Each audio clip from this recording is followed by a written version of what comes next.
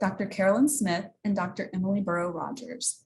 Dr. Smith is a postdoctoral scholar in the Office of the Vice Chancellor for Research at the University of California, Berkeley. Dr. Buhrow Rogers is a visiting scholar of folklore studies here at Indiana University. I'm fortunate to know both of them from our time at the Smithsonian National Museum of Natural History when we were all involved with the Summer Institute in Museum Anthropology. And I am delighted to have this opportunity to talk with them about recent and ongoing work that they're doing and the way that things have developed and their thoughts about environmental and cultural resilience. So now I'd like to welcome Emily and Carolyn to join me here. Welcome to you both, and thank you so much for being here. Good morning. Thank you. Thank you so much for having us and inviting us. So we're going to have a conversation, and my goal is to let you all have as much time as possible to talk. So I'm going to try to keep it to a minimum, and I'm going to keep an eye on the chat and the Q&A to bring in the voices of those who are with us now. And we will work on these topics that we kind of laid out in advance. So first, I'll just ask you to, and I don't know, I'll let you decide among yourselves. Maybe you've already decided who could go first to tell us more about your background and the communities that you work in. Oh, we did not have this pre-coordinated. So next time, Suzanne, if you would like to. Okay, Carolyn, go. Okay, I'll go. Yuki Kura. Hello, everybody. My name is Dr. Carolyn Smith. And I am a Karuk person. I am a basket weaver, an artist, and an anthropologist. And I'm here with you today on the unceded territories of the Wiyot tribe here in Northern California. And I want to say thank you so much, Suzanne, for offering a great land acknowledgement. And one other quick point is land acknowledgements are very important, but I also just see them as the first step to taking action to support Indigenous communities and to return the land, federal, state, and local lands to Indigenous peoples. So again, I'm a Karuk person. The Karuk tribe is in Northern California along the Klamath River, the middle course of the Klamath River. We are the second largest tribe in California out of over 150 tribes here in California, with over 3,000 members and 4,000 descendants. Just to let you know a little bit about myself, in my anthropological work, I perform holistic research that's informed by Indigenous methodologies to reclaim Karuk knowledge about our own baskets, specifically how our baskets are members of our culture who are alive and who have purpose. And the baskets hold and embody our language, our history, our culture, our environmental knowledge, our ceremony, and our ways of knowing about the world and how to live right in the world. And so it's just a little quick introduction to me, and I'll turn it over to Emily. Thank you, Carolyn. And good afternoon, everyone. Again, thanks for joining us today. I'll start out today also by acknowledging that I am speaking to you from Fort Collins, Colorado, on the original homelands of the Arapaho, Cheyenne, and Ute peoples. And very much echoing what Carolyn said, these land acknowledgements are very much a first step in kind of subverting these colonizing structures that have led to occupation. But I hope doing talks like this, where we're specifically talking about land and environment, all of those things play, such a profound role in even the kind of quieter aspect, quieter important things that we're talking about. So thank you, Suzanne, for sponsoring talks like this. This is great. I'm going to spend my time to talk a little bit. Well, I'll start out by saying I'm an IU alumnus. I got a master's degree in folklore studies from IU, and I have my PhD in anthropology from IU also, in addition to my current position as a visiting scholar of folklore. So while I'm not in Indiana, I spent quite a bit of time there and have a lot of great friends there. But I'll spend my time a little bit talking about the history of the Mississippi Band of Choctaw Indians, which is the people with whom I've done my work, the bulk of my work, just because for the most part, I'll be talking about what contemporary, or what people are doing now, or what they remember their ancestors doing. But the history of this community is very important to a lot of that. So I'll give my time just to very briefly and perhaps too briefly go over the history, and to tell everyone precisely who it is that I'm talking about, or who it is that I'm working with. So the Mississippi Band of Choctaw Indians is a federally recognized tribe. Their reservation lands are divided primarily into 8 distinct communities that are spread over 8 counties in central Mississippi. It's not a continuous group. And I'm talking about this now because this will come into play later. It's not a continuous block of land that they have. Unfortunately, they call it checkerworked or patchworked. They have a total enrolled population of around 12,000 people, and they're one of 3 distinct Choctaw tribes in the modern U.S. The others are the Jenna Band of Choctaw Indians, who live in southern Louisiana, and the Choctaw Nation, whose land covers roughly the southeastern corner of Oklahoma. So although these nations are all related and share many beliefs and expressive practices, and are connected in so many ways, the research I'm presenting to you today focuses really solely on the practices and beliefs of the people living in Mississippi. So just to kind of make that clear, I'll also say, before colonization, Choctaws once lived across much of modern day Mississippi. For those of you who aren't familiar with this community, as well as parts of Alabama and Louisiana, and through successions of treaties with European powers and later the US government, their lands were radically diminished over time. And this culminated in the signing of the Treaty of Dancing Rabbit Creek in 1830, during the so-called Indian removal period of US history. And at this time, thousands of Native peoples from across the Southeast were forced to make the long journey to Indian territory, or present-day Oklahoma, mostly on foot. And this event is perhaps most widely known as the Trail of Tears. So this is another really profound event that shaped Choctaw history. And the casualties and the ordeals of this were incredibly high, and thousands of people lost their lives. And like many Native peoples throughout the US history, the trauma and violence of this displacement and land loss fundamentally altered the fabric of society. It tore families apart, made many important community beliefs and practices illegal, which is another thing I'll be bringing up later. And it forced those who survived to live in an oftentimes really hostile place that was, for the Choctaws in Oklahoma, very far from the land that they knew. And so, the people that I've worked with and started to become, or have been calling friends in Mississippi, they were able to avoid being entirely displaced by the U.S. government, but they did so at a really hefty price. Their lands were made available for public sale. Again, something we'll be talking about later.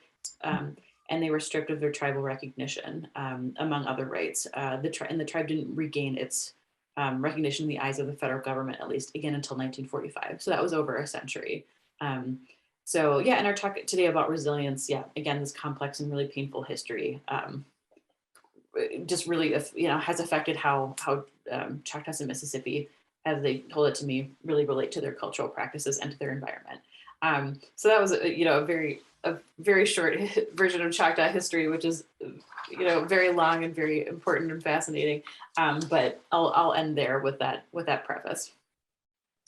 Thank you for giving us that context. And that kind of leads into sort of one of the first things I wanted to ask about relating to resilience, which is our topic of the day and the topic of the themester this semester, which is, can you tell us some more about the historical and contemporary cultural stressors that individuals in these communities that you are part of, or that you're working with, or that we're talking about today have encountered? So if you want to, maybe Carolyn, if you want to go on a little bit about that too. Thank you, Suzanne, and thank you, Emily, for sharing that context as well. I wanted to take a little bit more time to sort of delve into, some of the historic and contemporary stressors for Kaduk basket weavers, Kaduk people. So we're one of the Kaduk tribe is one of the last tribes in the U.S. To be contacted by outsiders. Our lands were invaded by gold miners and other settlers in 1850. So we had it's within recent memory of the time in which our lands and our people experienced genocide, experienced slavery, experienced these horrible deprivations upon our lands and our people. There was, in 1850, the miners came, and whoever they didn't kill displaced them off the lands. When people came back into the community about a year later, there was just our village sites were gone. The course of our waterway has shifted because of the mining technologies that they used, particularly like the hydraulic mining systems, where they would use huge water cannons to wash away the sides of our mountains along the river, the sides of the banks along the river. It completely changed the course of the waterways. The environmental degradation just from mining alone made it difficult. And in thinking specifically about basket weaving, it shifted the ways in which we could gather our materials. Coupled with that, there was the loss of our hunting and gathering rights, our fishing rights. It was the loss of our ceremonies. Like in 1911, our ceremonies ceased. It was illegal to perform ceremonies. Our children were sent off to boarding schools, and not only did that have a great impact on our basket weaving tradition, but the horrible mistreatment of children in boarding schools, and and even just the removal of our children, the removal of of generations from our culture, have had a massive impact on our basket weaving tradition, on our people, and on our lifeways, and have all really been a source of this sort of intergenerational trauma that often comes up. In addition to that, just pile on here. There was, back in the early 1900s, the U.S. Forest Service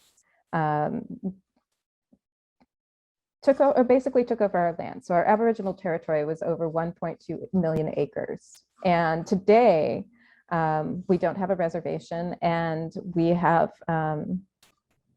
the Forest Service stewards about 95 to 98% of our lands, of our Aboriginal lands. So we're in this position where we don't have unfettered access to our lands. In addition to the Forest Service stewarding our lands, there's the policy of fire suppression.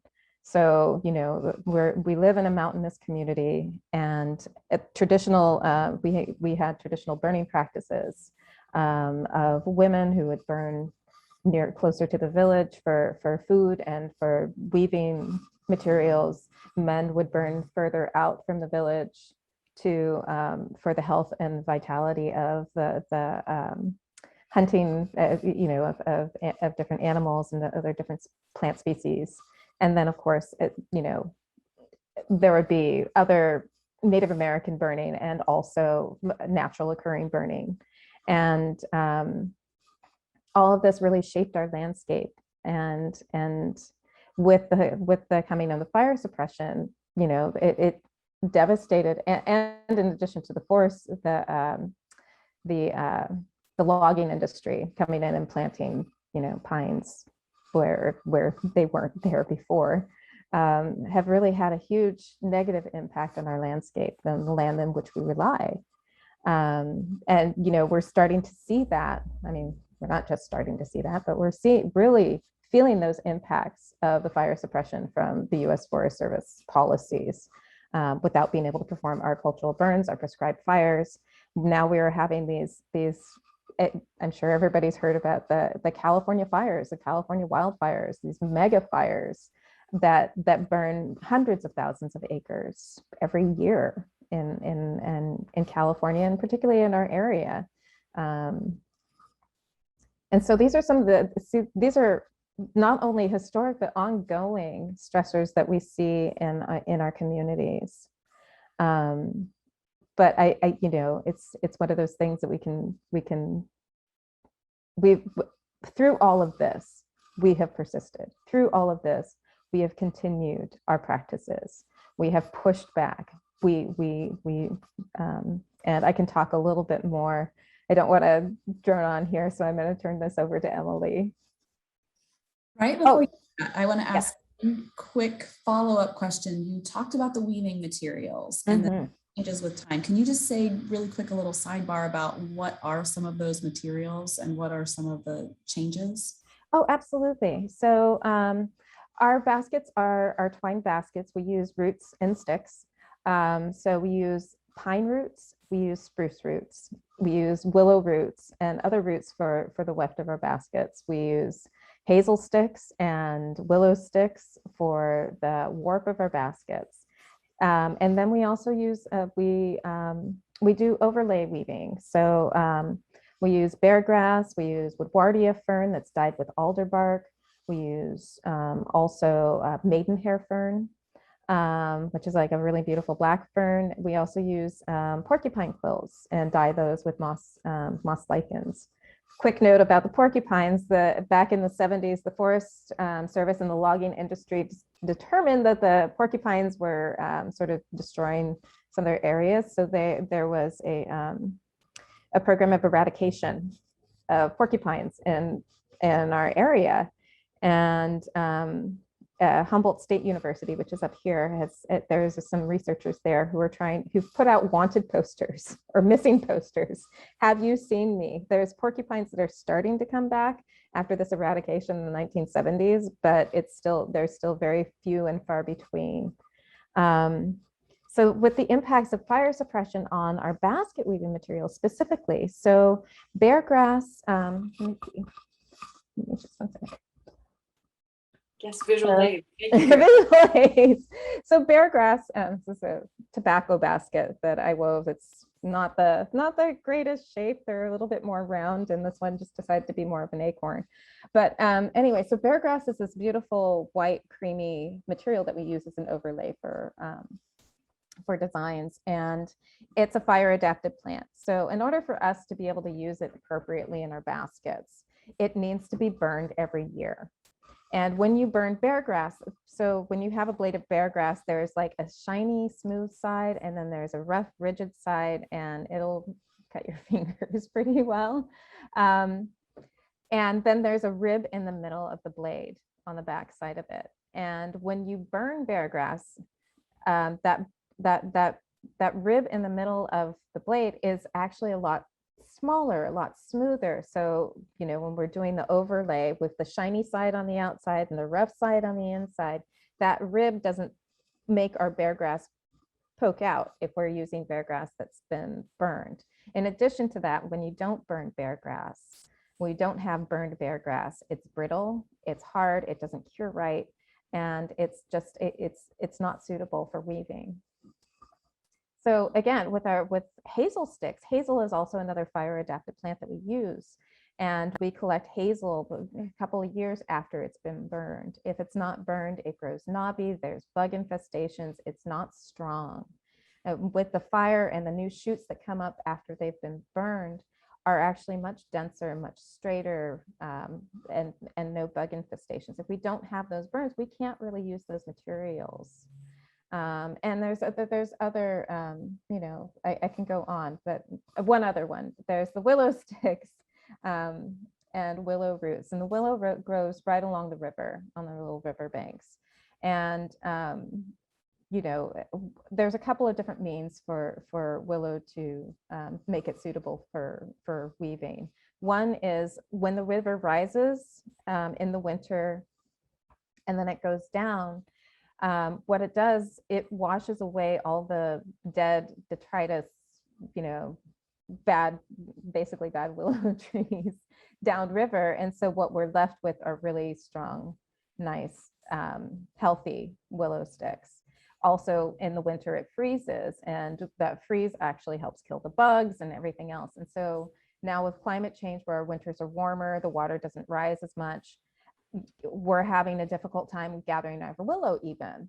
Willow is also another material that we burn in case of that, and being able to put fire on the ground in order to have the opportunity to do cultural fire, to do prescribed burning, that's also a really difficult process. So I know that was probably a longer answer, but That was fantastic. I think it's really useful for those of us who haven't seen the items that we're talking about or haven't had experience with that to know what those really structural and pragmatic kinds of implications are, as well as the sort of larger cultural implications. So thank you for the time to indulge my query. Oh, no, of course. Yeah. So Emily. Great. Thanks, Carolyn. That was amazing. I guess I'll maybe just jump really quickly too and give a background for the baskets that I'll be talking about.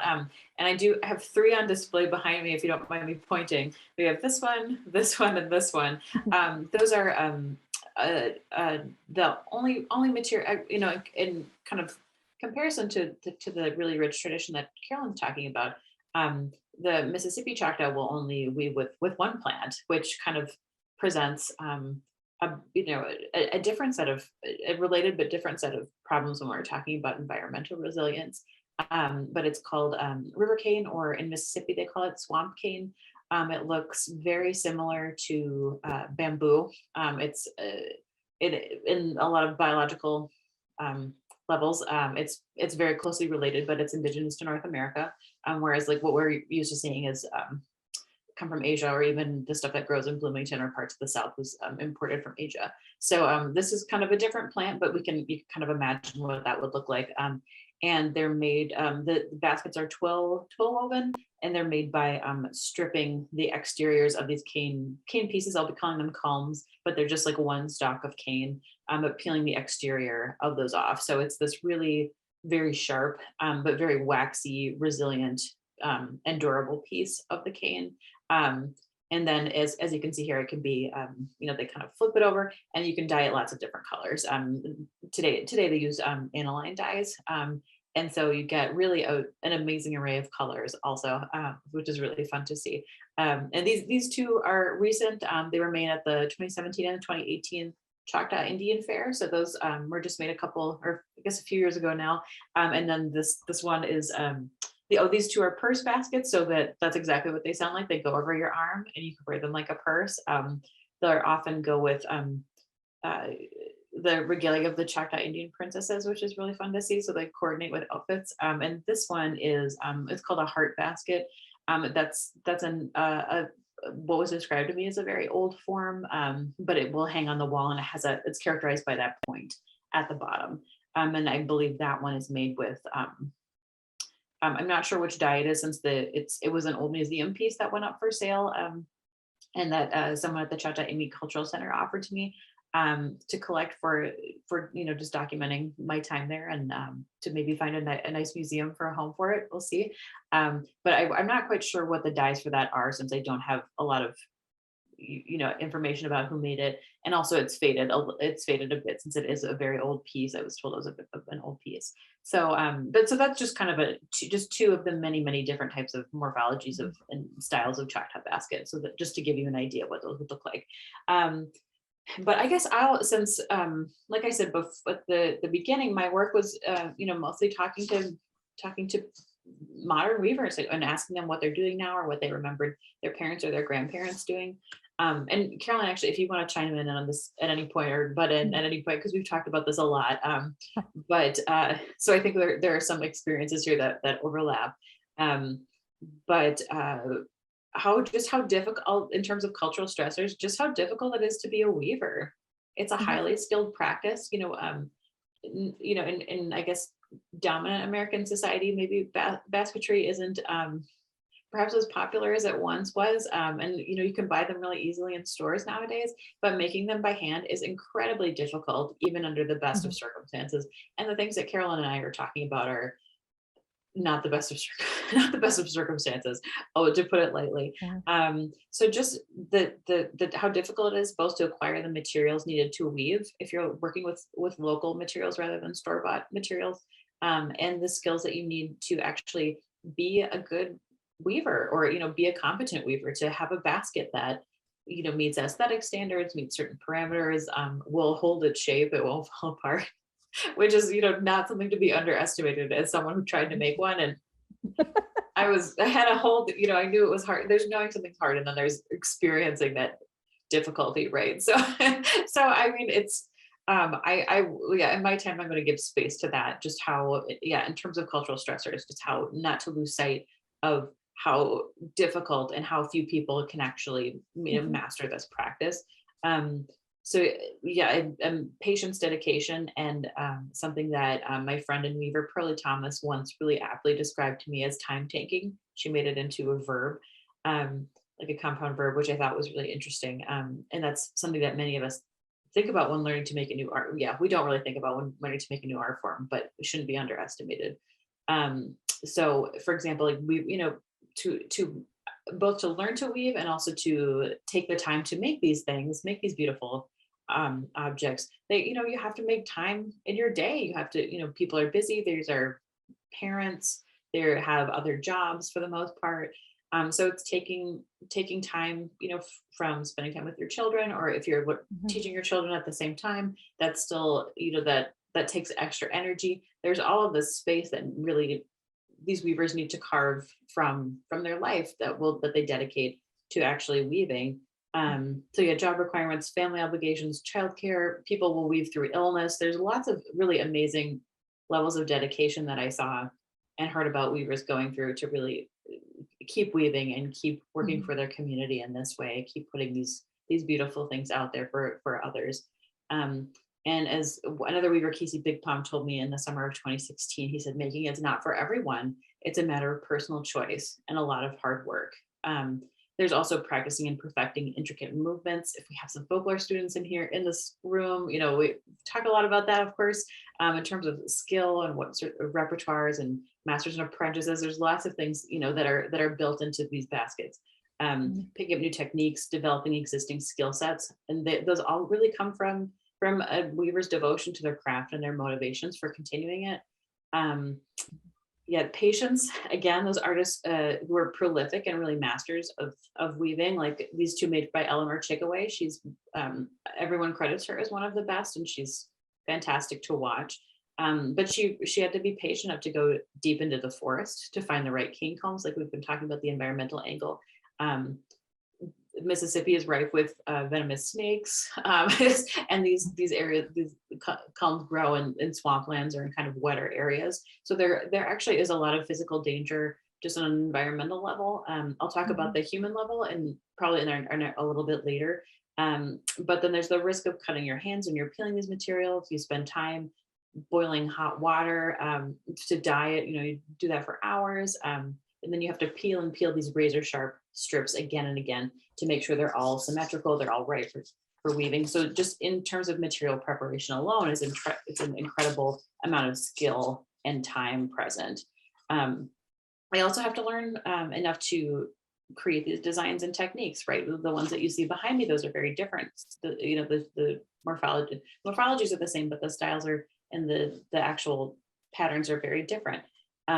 So basket weaving involves a lot of math and a lot of pre-planning Mhm. to create the patterns in the correct shapes. These are three-dimensional shapes, right? You're creating a pattern on something that's not flat. So it takes years and years of practice for these weaving tasks to become instinctual. Um, I, met with lots of people at different weaving levels who some of them really needed to sit down, some of them had graph paper, and they would map out, how many strips they needed in which directions, and then they, multiply it by the size of the basket they were going to make.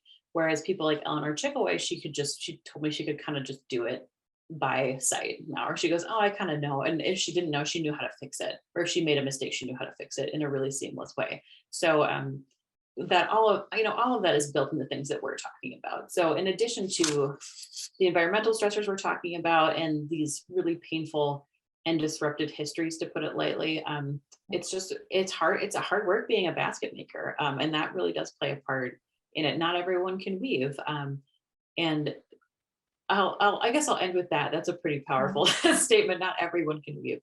And so when we're thinking about resilience, we're also thinking about what's already a very difficult practice that's very culturally significant at the same time. So these are already people that are dedicated to to their practices, but to their communities and to their culture. And Carolyn, do you want to add anything to that? I know Carolyn is also a weaver. Carolyn's a weaver, so Carolyn knows. I don't want to step on your toes. No, I'm just sitting. I'm sitting here and I'm nodding and I'm saying yes, because you're absolutely right about the time, about the time it takes to weave. And we talk about weaving, but 90% of the time that you're taking is actually gathering and preparing your materials. So it's not and it's not these materials that you can just go out to the store and buy. It's you have to go out, you have to know where to go. The materials have, like I mentioned before, they have to be burned. You have to go at the right seasons with, and I'm throwing in more doom and gloom, but with climate change, it's really kind of messed up our seasons of when we can gather. But yes, I mean, just thinking about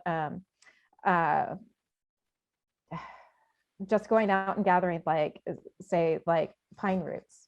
If you go out and gather pine roots, you can't just go dig them up and then boom, they're done. You have to, you dig up thin, but also thick pieces of pine in long roots. And then you have to peel them. And then with the bigger roots, you have to bake them. So this is like a couple days long process. You have to bake them in order to get the sap out of them. And then you have to peel them down to the size that you're going to use.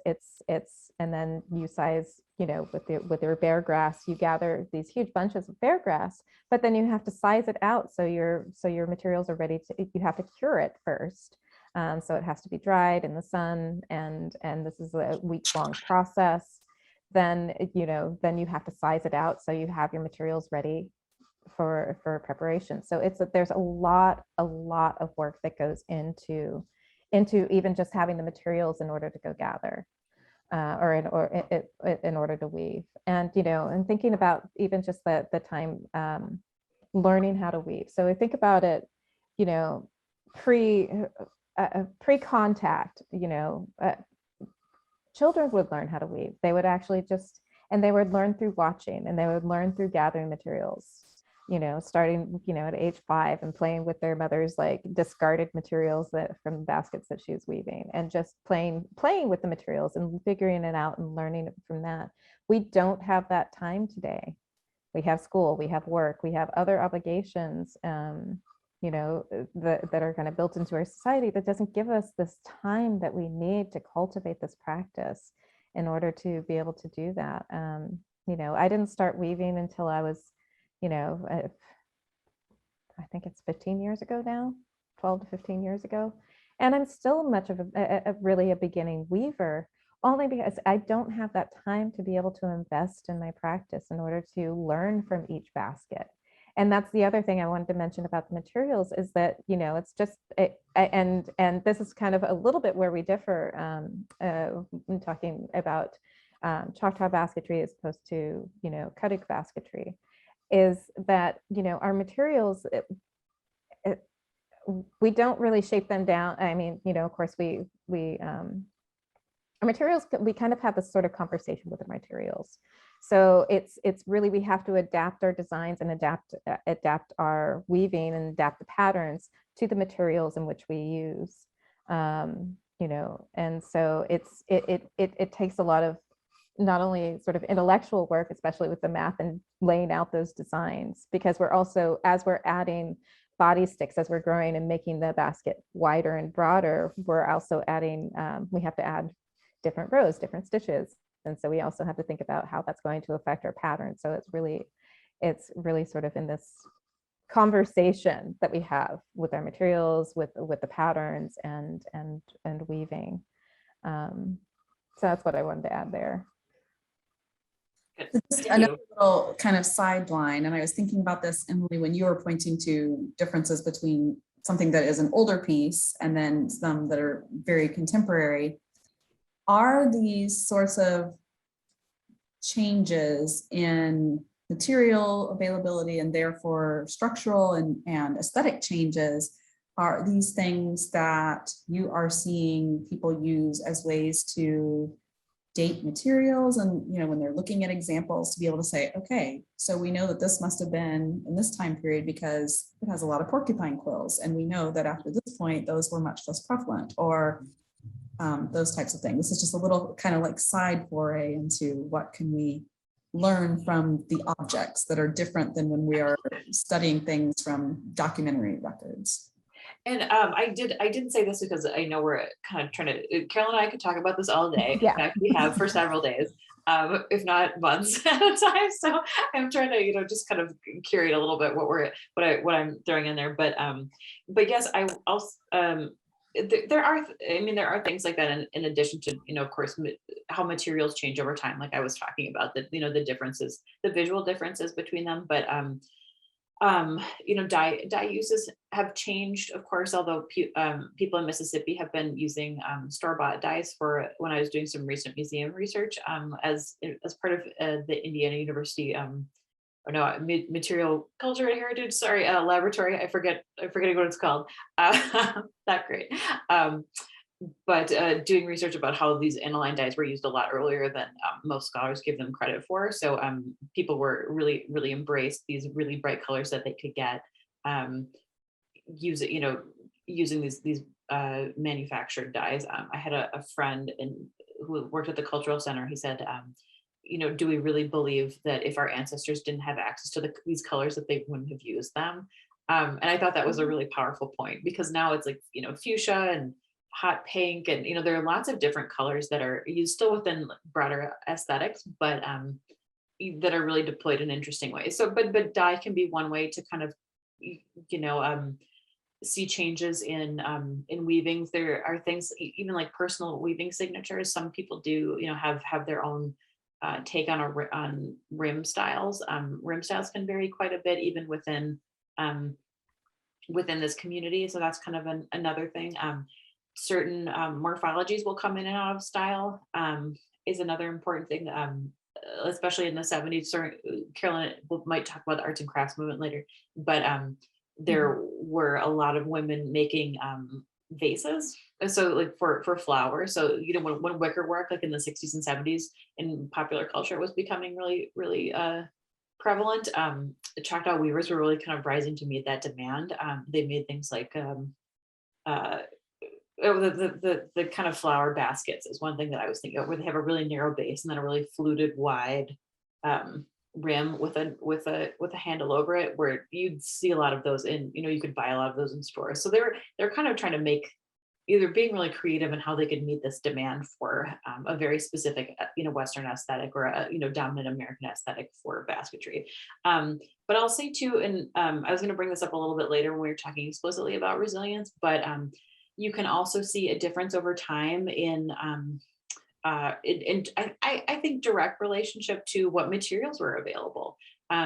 There used to be, for example, more cane combs and bigger cane combs. So you could get really tall ones. So you could get these really beautiful pieces of material that were quite large.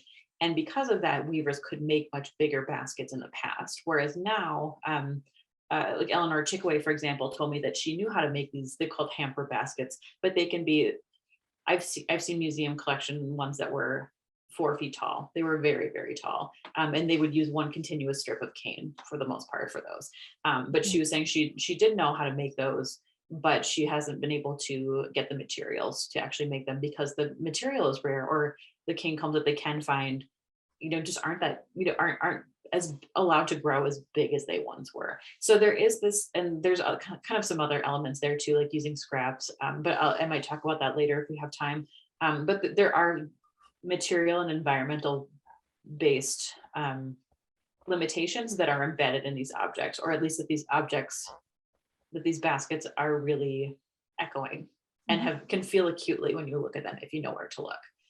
So I'll stop there. Thanks, Suzanne. Like I said, we could talk about this for days. We probably will, but I love it. So you mentioned looping back to the idea of resilience. So I wonder if you can both say a little bit more about how you define resilience, and then how you see that in your work. So sure. Thinking about resilience, it's not, there's more of there's a couple of different ways to think about it. And there's more of a Western way of thinking about resilience as like this individual's personal sort of grit or their inner drive to be able to sustain and to thrive after, stressors and traumas. But if we look at resilience and like it's more of an indigenous worldview, it's not just that sort of personal adaptability to these stressors and traumas in life, but it's more of a holistic way of understanding what resilience is. So out of Australia, there's this more of a whole life approach that incorporates the physical, the social, the emotional, the spiritual, and the cultural well-being of the community, and not just the individual. So it's or as like Caitlin Candle had mentioned in this article for Yes Magazine when she was looking at Indigenous resilience, it relies on that community. It relies on tradition and spirituality. It relies on caring for others and finding goodness, no matter how small, and taking this sort of longer view approach. So it's not just like pulling yourself up by your bootstraps. It really is. It's embedded in not only our community, but the ways in which we can sort of interact and be with community and to work with community and just everyday social life and ceremony, and knowing that we can and will endure through this adversity. We've been there before. I mean, of course, I started out really strong with talking about these horrible events in our history, these horrible happenings in our history, and what's been this sort of exterior outside pressure and oppression upon our communities. But through this all, our weavers have persisted. Through this all, our people have lived on and carried our traditions despite government policies, despite cultural and society pressures to assimilate, or in boarding schools, kill the Indian to save the man, to save the child, and even just eradicating us as human beings. We have persisted, we have continued on, we are resilient people. So even in this, for weavers particularly, even when there weren't very many weavers, they were saving, there were still weavers. So there was the, during the arts and crafts movement, this was like, it was an amazing time for us to be able to create and be creative and come up with these different designs, like the fluted baskets with the base and a wider brim. And it's baskets that were quote unquote made for the trade, made to be sold. It was an opportunity for us to be able to support our families and to make baskets in order for us to be able to survive. And there were some, just thinking about the dyes, there were some weavers that sort of experimented with different dyes, but that was just, it was frowned upon. And even by the market, there was no market for us to really use artificial dyes. So we continued to use our materials. But coupled with that, we also had that stressor from fire suppression. We weren't able to continually gather our bear grass. It was becoming much harder to gather bear grass. It was becoming much harder to even get hazel because of the fire suppression policies. So we adapted to use some of our other materials, like, we relied a little bit more heavily on willow, which is willow sticks and willow roots, which they're beautiful, they're wonderful, but they're certainly not as strong and long lasting as if we're using hazel, as if we're using spruce root and pine roots. But weavers still wove.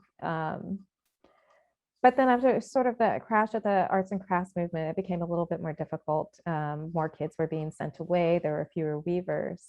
And there was a real concern that our weaving practices would die out like it has in other communities further north of us.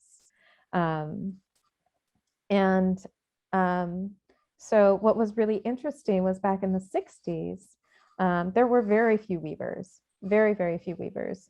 But there was one Cutting woman, Josephine Peters, she worked with, she was a public health nurse or public health practitioner, and she worked with another a woman who was a potter and also a public health nurse. And they developed this whole pottery tradition of being able to preserve, there was a fear that our design, our knowledge of our designs would die out. I mean, not only were people not weaving, but also most of our baskets were in museums. We didn't have access to those. So Josephine Peters had, this whole pottery guild came together and began making these beautiful, beautiful pots painted with our basket weaving designs. And having that community, people started weaving again. Now, again, access to materials was really difficult. And so, and of course, that time factor as well. So people began making smaller items like, medallions and earrings and bracelets and hair ties and other things to be able to at least be able to weave, to bring it back. And so it's really, it hasn't the materials or the basket weaving tradition hasn't died out, but there's been this contraction, and then flourishing, contraction and flourishing, and it's really flourishing today. So just I'll stop there because I could continue to go on. Well, we actually have a follow-up question for Okay. that from Marilyn White, which is, it's a two-part question. So the first part is, because of how time-consuming basket making is, are children learning the practice the way they would have in the past? And are there sufficient practitioners to enable the practice to continue? So children aren't learning, I can't say all children. There are children who are learning still from their families, from weavers and their families, but not to the extent of what it was before. But there are community classes, and there is a pretty thriving weaving community. So just for instance, yesterday I work with the California Indian Basket Weavers Association. I'm a member of it, and I helped organize a gathering yesterday. It was the first time we gathered in over 2 years, and we met outdoors, and there were, I think, for what little advertising we did, was basically just throw up a flyer and a couple of different web pages and a couple of different Facebook pages. We had over 75 weavers come. And it was, so we actually had, I moderated a panel on cultural fire and cultural burning, because there are a few groups, and particularly indigenous women who are working on cultural fire, to be able to, and addressing our lack of materials by burning, specifically laying out and burning basket weaving materials. And then we had, I don't know, probably about 10 different demonstrators, and who were making baby baskets and soup baskets and basket caps, and somebody else was making a storage basket, and there was another person making a pack basket, and then these young girls, they were like preteens, making bear grass braids, which I'm wearing. I don't know if you can see them. Let's see. Yeah, it's too much trouble, but they're little bear grass braids that we use not only on jewelry. I mean, that's what we braid them for. A lot of people braid them for jewelry today, but we also use them for ceremonial dresses. So it's a pretty thriving community. But we've, this is part of the resilience of it. Despite these things, we've been able to adapt and continue on with our practice. And so Marilyn's second question relates kind of to what you were saying a little bit about the ceremonial burning and things. And she asks, have environmentalists and governmental authorities been listening to your people to learn of how these practices are environmentally nourishing? Finally, yes. Finally, yes. So, and what did it take? It took these massive wildfires in California for people to understand that, I mean, the massive wildfires are devastating and they're scary and everything, but not all fire is bad. Not all fire is bad. In fact, in order to mitigate some of this devastation, cultural burning, prescribed fire, low temperature fire to burn away all the detritus that is built up in our forests is actually really healthy and really helpful. So, and speaking of that, one of the things that are gathering yesterday is we had this panel of 5 speakers talking about cultural fire. And there's one woman who works on policy. And so actually just this year, Governor Newsom, the governor of California, allocated $20 million to specifically for tribes in California to practice cultural burning. In addition to that, there's new legislation, I think that was just passed in California, in which it takes down some of the barriers in order to do cultural burning. So you can certify to be a burn boss, somebody who does these burnings. The certification process is a lot easier. And right now there's policies that are being worked on. If I remember this right, there are policies that are being worked on and going through the legislature about liability insurance for performing prescribed burning. There's no insurance that you can get in California right now to practice prescribed burning, but there is work on that. So people are really working for it.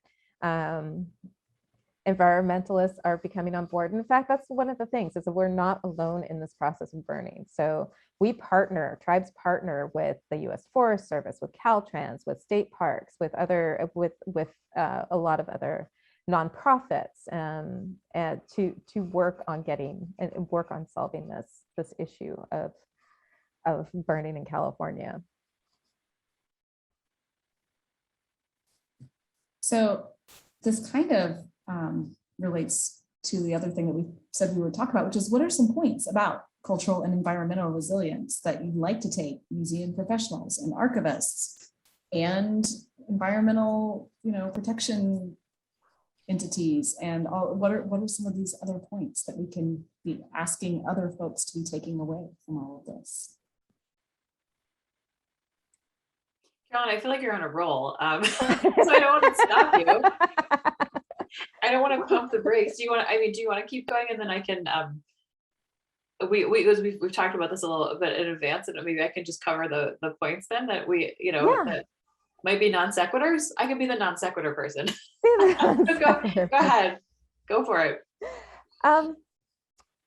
So I have like a couple of little notes that I wanted to just pop up.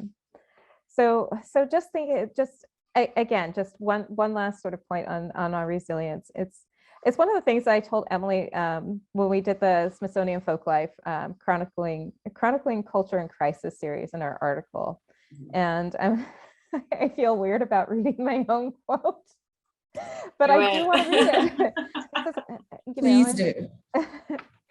So weird. Weaving is not just about the object itself. It's not just about the thing or its physical presence.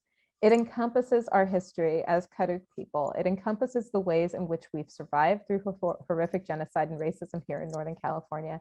It's a sign of our resilience and our presence.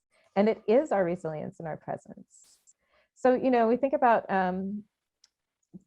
resilience, and particularly for museum professionals, I feel that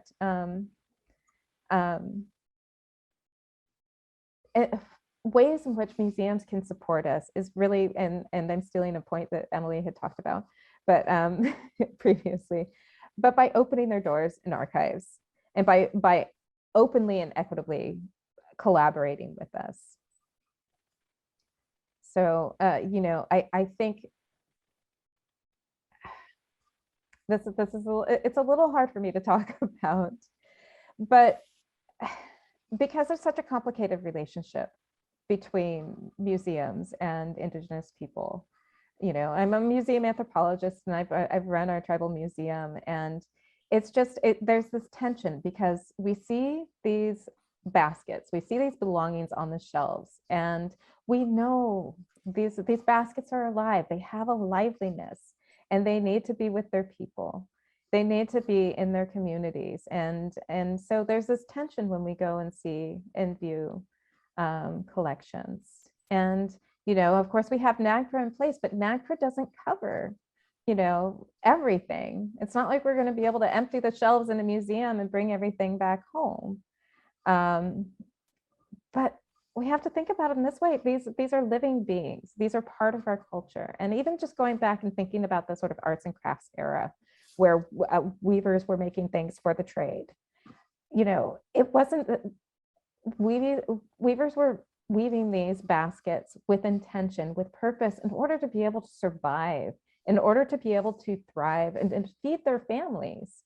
And so we also see these baskets that were made for the trade. They were made to be sold. They were made to, you know, be beautiful objects, but they're also part of who we are, and it's part of our culture. And so again, the way we sort of, and I don't want to say this royal we of everybody, I don't speak for everybody, I want to make sure, but the way we see this is that, you know, these baskets are teachers and they need to come back home.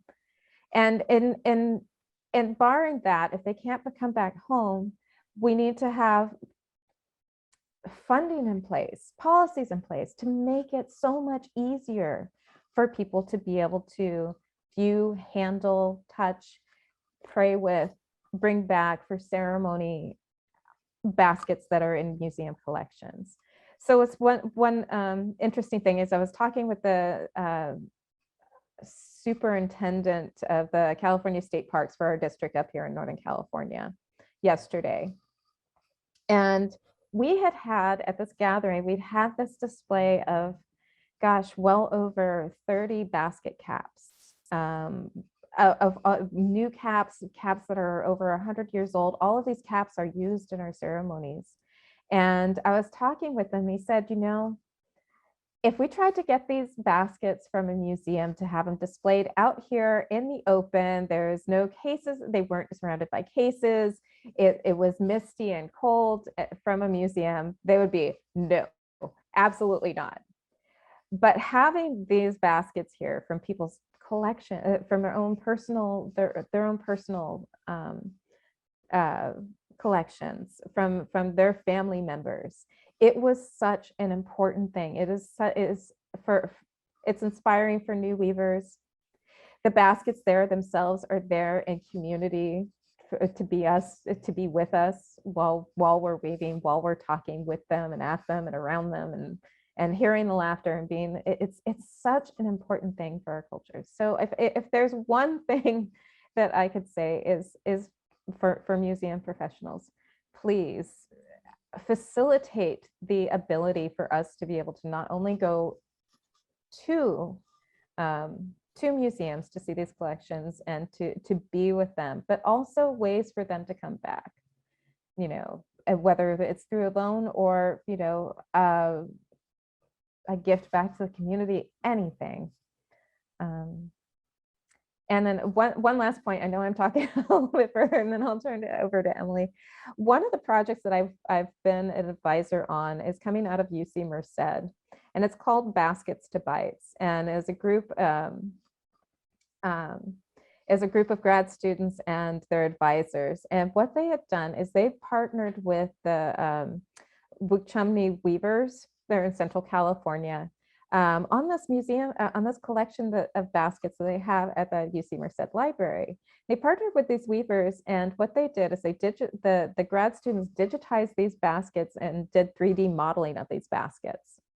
And so it was a way for, you know, even though they weren't in the community, these baskets weren't in the community, the weavers were able to see them, look around them, see how they're woven, different materials, the depths and everything.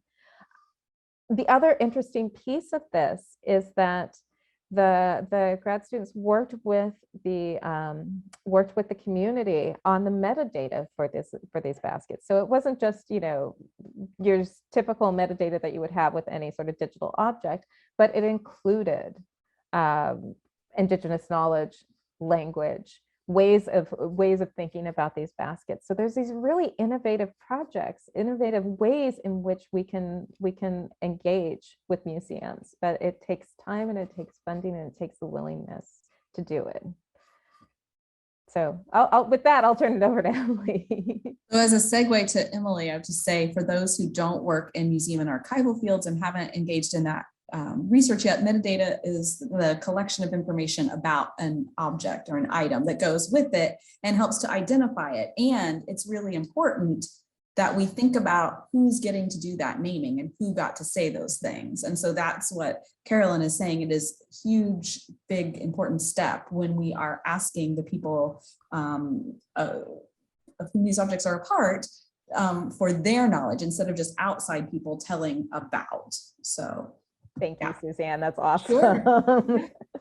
All right, Emily. Yes, I guess it's Carolyn, that's hard to follow up. But I know we're sensitive to our time constraints here, so we still have some space for live questions. The only thing I think I'll add, because yeah, Carolyn, you covered a lot of really great ground there, is that just even for people's like who don't have the same beliefs about the nature of baskets or the nature of any sort of culture made material, I think it's still important to be having these conversations, even if they're not considered to be community members, even if they are what what ethnologists would call utilitarian objects, even is some of the more I don't know, everyday objects that live in museums. It's still really important to have these types of conversations. Just to draw it back with my work a little bit and my the weavers that I know in Mississippi, a lot of the baskets, even if they were sold in the market and they were made to be sold, they were oftentimes that was done under duress, or it was done in really economically difficult circumstances. These are people living in the South in the Reconstruction era and during the Civil Rights era, during the Depression. And people were primarily sharecroppers. So, times were financially really tough. And even today, they, some of the weavers I talked with, and a lot of the weavers that I knew were from kind of two very old, very big weaving families. But they were talking about how they wish that they had saved one of their mothers or one of their grandmother's baskets, but that she would have sold them as soon as she made them, because there was a decent enough demand for them. So there's always on the lookout for looking for her signature or things that might be hers, even in pawn shops or antique stores, secondhand shops in the region. They're always looking for those things because they want that piece of them back. So there is that really resonant, emotional, human level to these things. And the other kind of subpart to that I'll add is, Carolyn pointed out, when she's talking about her tribal history, colonization is like just out of living memory, right, Carolyn? Like I'm sure in the 80s there were people who's, oh, my grandmother lived through this, or it's these. We talk about these things in terms of centuries, but people live a long time, right? And all of these things could have happened within someone who comes to your museum or your archive. It could have happened to their grandmother or their great grandmother, or they could have remembered this person. So it's easy for us as as scholars or working in institutions to really kind of historicize these things, but these are family histories, and these are, again, some of these things still occur within living memory. The Depression, for example, definitely within living memory in lots of places. So being attentive to that. The other thing I'll add, I think Carolyn, this articulates with some things that happened in California also, I think, is that you were talking about baskets as teachers, and that's something we've talked about a lot in other circles. But the same is true in Mississippi. And Suzanne and I used to work together at the Smithsonian National Museum of Natural History, and so many Native communities would come to the museum for lots of different reasons. But one of them was to see what were people doing in the past, what kind of materials were they using, or what shapes, what pattern. They wanted to see these things in person, and it's great to have photos of these things. But just this idea of really being able to look at these objects, these baskets, and interrogate them, if we can put it like that, just to see how they were made. They're great teaching tools. And that happened in Mississippi. That was part of the vibrancy of today's practice, as people were continually going to museums and they were looking in archives for old pictures of baskets. or people holding baskets to see what were people doing in the past, and how can we use this to enliven and to rejuvenate our own practice, or how can we creatively take inspiration from what our ancestors were doing to give this practice a new life, or to put my own spin on it. So even in terms of personal creativity and in the resiliency of these practices and keeping them, we like to, in scholarly circles, we say living or dead, which is awful, but to keep these things really alive, to keep them emergent. I like to say, like to keep them going, to keep them ever emergent. Yeah. And I think to put it a little harshly, if you're disconnected, if you're disconnecting people, if you're actively not helping people to access these materials to keep their emerging practices still so vibrant, it's really hampering resiliency efforts. It might be indirectly and unintentionally, but museums and archives are such important repositories for indigenous knowledge. And if you're not doing everything, if you're not helping writing grants, if you're not, working with tribes on or individuals on metadata, these digitization projects, these are all great. If you're not actively doing that, and you're not encouraging it, this can really hamper what we're talking about, and I think we can all maybe appreciate, I'll end by saying we can all maybe appreciate that on a new level with the pandemic, right? I'm sure that was why you picked the resiliency for this semester, was thinking about this global trauma that we're all experiencing, and that Native, indigenous peoples across the world have, this isn't their first trauma. This isn't their first, I'm not going to go into that. I'm not going to say it well enough, but I think we can all have perhaps a different look at what it was that happened, a century ago, or 2 centuries ago, or 5 centuries ago, or 50 years ago. And in terms of what can we do to help people now, and really thinking about ethical and legal guidelines like NAGPRA as just a starting point, as the minimum. Like, these are the least, this is the least that we can do. This is the least that the law requires of us. What else can we do? How can we make these things better? What is our unique role of these institutions as members of civil society to make society better? And that includes our indigenous constituents, right? Absolutely. So being creative about what more can you do? And that's, I guess I'll end on that. How do you feel about that, Carolyn? I feel great. I thank you. Okay. Thank you. I'll pick up the non sequitur threads at the end. So I think that's all we have. Well, I was thinking about at the beginning, we talked about how land acknowledgements are important, but only a very first small step. And I feel like NAGPRA and really working to open access, and sometimes we talk about digital repatriation, which is this where we're going to send photos back, or we're going to do 3D scans or whatever. These are also those very first small steps, because as amazing as 3D scanning and printing technologies are, and all of these things now, and as absolutely wonderful as it is that now maybe we can look in digital databases and see things that we might not be able to physically get to, but it is not the same still, as wonderful and important as it is, and it is wonderful and important, as being able to hold that item in your hand and run your thumb over it and feel, how does this material feel different than this one? How has this changed over age? And we know we were all trained by someone who taught us, what does this smell like? How heavy is it? So those kinds of things. And that's what that, coming back to the community, what you were saying, Carolyn, is so important, because having, being able to be together, to be connected in that way is really critical as well. So, yeah. Now, having said my little piece, we have another question here.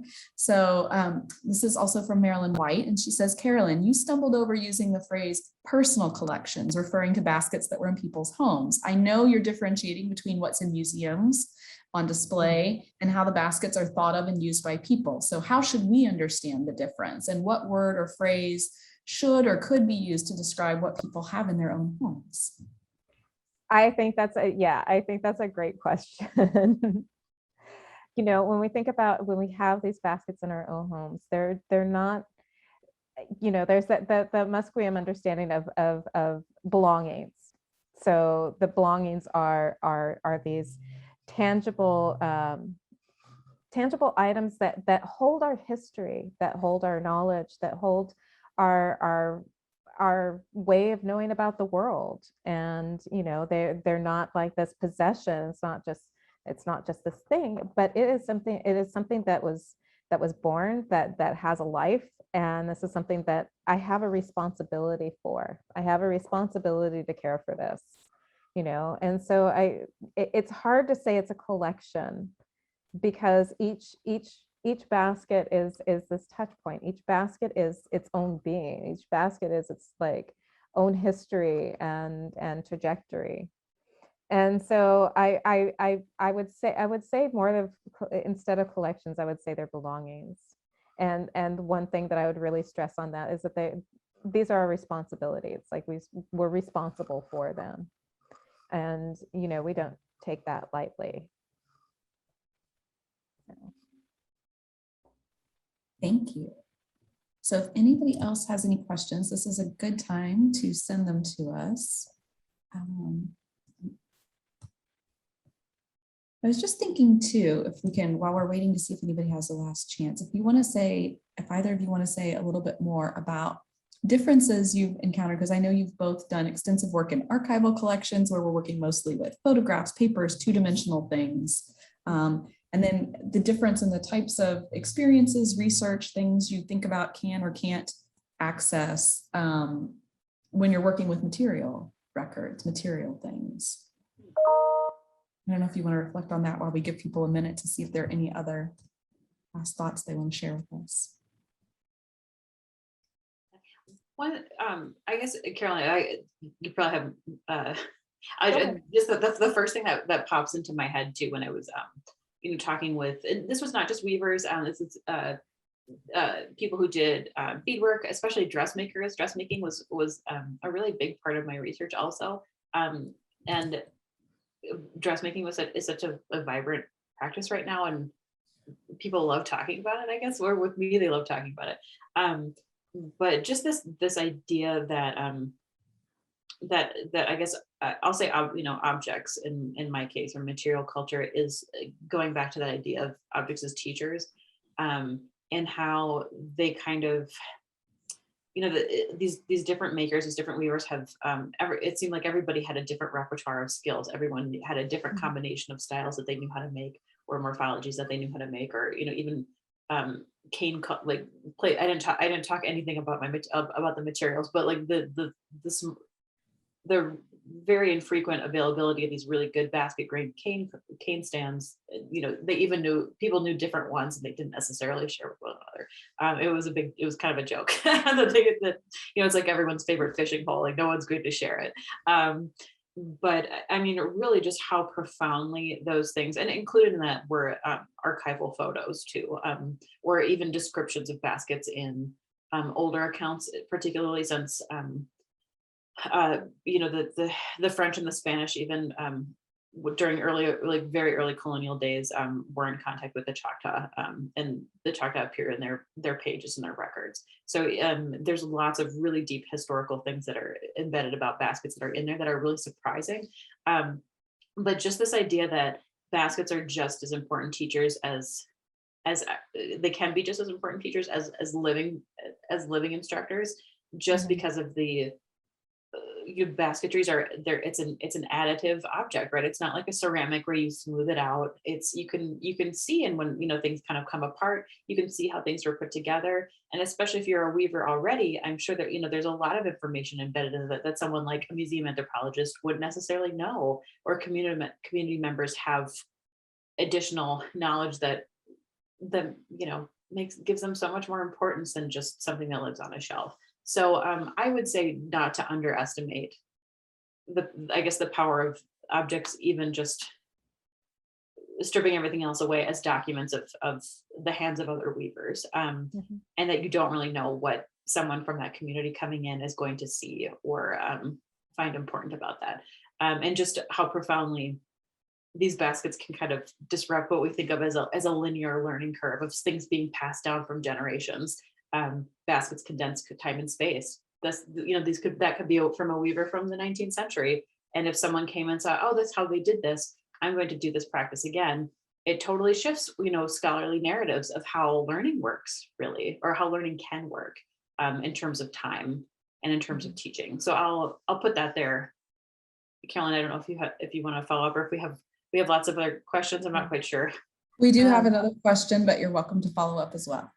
Actually, I was just going to say ditto. All right. Good. Well, good. Cosign, amplify. Yes. Yes. So I mean, for me, when I go into museums to look at baskets, one thing that's always kind of like disappointing to me is like, there's so many baskets and so little time. I want to spend time with each one of them. I want to be able to hold each one of them. I want to be able to, I mean, there's a lot of studies about counting stitches and all that sort of thing. But it's when you're holding it, you're holding, it's our knowledge and our history. So I'm like, as I'm looking at how each, seeing the weaver, each weave, each stitch going in there, I'm thinking about what each one of those prayers is going into each stitch. I'm thinking about, it's just, there's a lot of, not only just looking at the physical object, but it's connecting with it as well. So that's the only thing I would want to add. So Ben Bridges says, wonderful conversation. Can you talk a bit about how climate change is conceived of and talked about in your respective communities, specifically in relation to basket making? Or put differently, to what extent is climate change as a phenomenon invoked rhetorically to talk about ecological changes to these materials over time? Carolyn, I think my answer is a little bit shorter. Do you mind if I go first? Go for it. So one thing that I did talk about was the river cane that, actually Native peoples throughout the Southeast historically have used to create baskets as part of a critically endangered ecosystem. In 95, USDA biologists estimated that it's in less than 2% of its original distribution area in that region. So it's, since the colonial era, it's been just drastically cut. And I'm going first because the problems that weavers in Mississippi have today, they don't necessarily draw a really straight line with climate change. It more has to do with colonial land use and colonial disruption of, Choctaw traditional land use, which does not directly relate to, or there's not a direct line between that and climate change discourse. But it's, people keep talking about how incrementally climate change is actually influencing what it is that we're doing and how we're experiencing and living in our respective environments and our landscapes. People do mention that it is hot. They know that it is hotter now than it used to be, than for their ancestors, or even within living memory when they remember being kids. Then this is the deep South and central Mississippi, so it's pretty steamy and does stay quite warm for most of the year.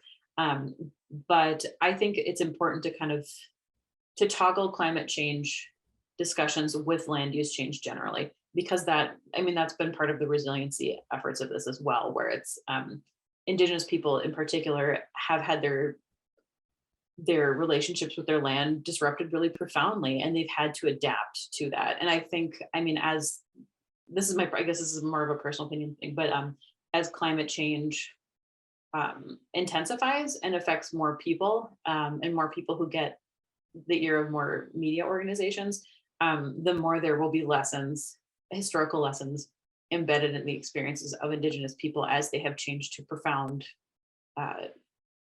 changes in how they have to interact with their land, or the land that they've inhabited for centuries. So that's kind of my 2 cents for that. Again, it's not, in Mississippi, they're not directly talking about climate change, but if we want to learn how climate change is actually affecting people and how people can actually encounter it or counter it, overcome it, deal with it, I think Indigenous knowledge, historical and contemporary Indigenous knowledge, is just another way, in addition to the way that Carolyn's going to talk about in a great way, but that's just another angle that I don't think should be overlooked. So off to you, Carolyn. Okay, so the first thing I'd want to say is Indigenous people have been feeling the impacts of climate change forever. We're right there on the front lines. We can see it in our landscape. We've felt it in our landscape for a very long time. I put in the chat a link to the Kaduk tribe's climate change projects website that includes a vulnerability assessment. It includes also like information on our climate adaptation plan. You know, when we're thinking about climate change with basket weavers, and so, well, let me back up. The Kuduk tribe has a Department of Natural Resources, and it was established, I think, gosh, 1990s, to really sort of develop our fisheries and to support the health of our salmon that runs in the Klamath River. Salmon is, you know, salmon is ceremony. Salmon is our food, and you know, I'm. There has been national news about the collapse of our salmon, of the salmon and the fish kills over the years from extreme drought, from dams upriver, that and water being saved more for the farmers upriver rather than going down the river and helping support the life of our salmon. So there have been large and small environmental movements on saving our salmon, and there's a lot of national and international attention on salmon. When it comes to our basket weaving plants, there's been a focus on our hazel sticks and also bear grass, because both of those are fire adapted plants, and those really tie into the narrative about getting good fire on the ground, getting prescribed and cultural burns on the ground to support basket weaving and basket weavers.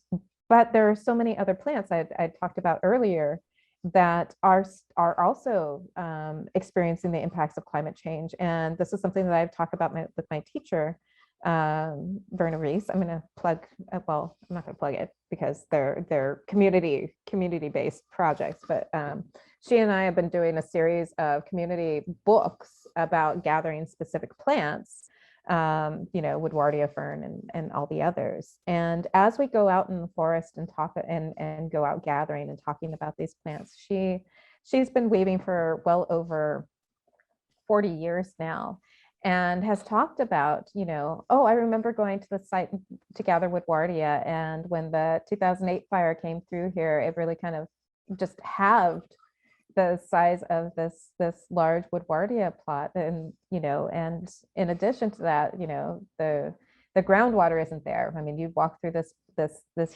huge area of Woodwardia fern, and you know, your shoes would get soaked because the ground was so wet, and it's just not like that anymore. We went out and we were digging for pine roots, and we were going much deeper and not finding those deep roots.